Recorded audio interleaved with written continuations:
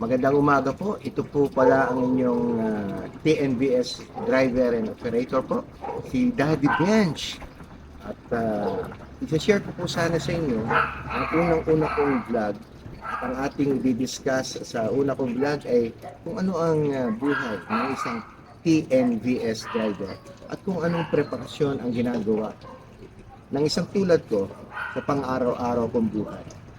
So, tara po at i-discuss ko po sa inyo ang ating gawain sa araw-araw. Sasabihin ko po sa inyo na kailangan natin po alagaan ang ating sasakyan, lalong-lalo na yung heart and soul ng ating vehicle, which is the engine.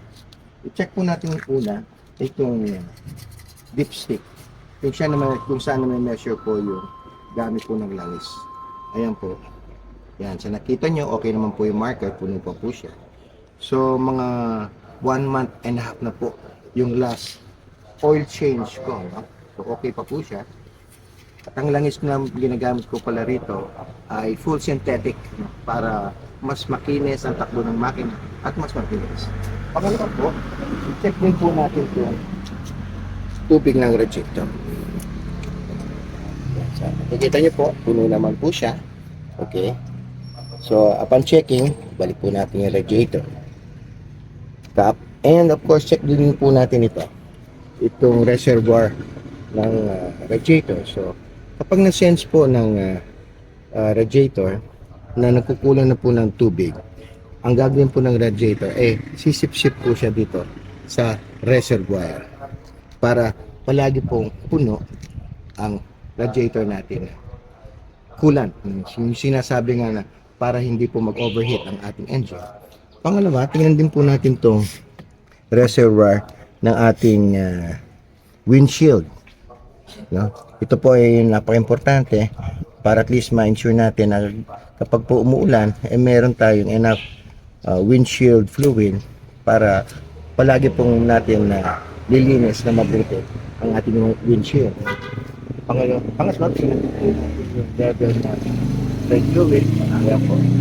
So, pulas-pulasan po natin para makita po natin. Ayan, okay pa po siya. Okay pa po siya. Level ng brake fluid natin.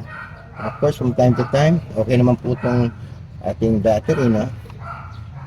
Recently naman po natin nabili ito sa ating sasakyan last May of 2024.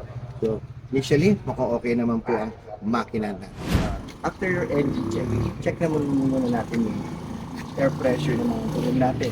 Aking recommendation is at least 31 PSI. So, ang bali ang size ng gulong ko right now is 215/50 R17. Okay? Tapos dito naman sa likod, ang size ng gulong ko is 215/55 R17. So, pansin nyo, mas taas po yun ng likod natin. Dahil bilang TNVS driver, minsan napupuno po ng pasahero yung aking sasakyan. Minsan, 6 sila. 6 personnel po kasi ang pwede dito sa aking sasakyan. Siyempre, importante rin po na panatilihin po nating malinis ang ating sasakyan. From the inside and also sa outside. Ito ay para natin na magiging less stressful ang magiging biyahe ng ating pasahero. Magiging masaya siya kasi malinis po ang inyong sasakyan. At pag po natin kalimutan na paminsan, siguro maglagay po tayo ng mga candy, no? Candy like this para sa mga pasahero, para habang nagkukwentuhan po kayo, probably meron po siyang nanguya habang kayo po bumabiyahe, magiging maganda po ang inyong kwentuhan, probably, para mas maging relaxing and less stressful ang kanyang pagbabiyahe. So, yan na po ang magiging content ng kauna-una akong punta social media account. Sa mga susunod na vlog po, pwede ko pong i-feature ang mga pasahero na papayag po na maisali ko po sila sa aking susunod na mga video, and probably sa mga gawain ko po sa pang-araw-araw with my family, with my friends, at sa mga iba't ibang lugar po na mapapasyalan ko. So maraming pong salamat ulit.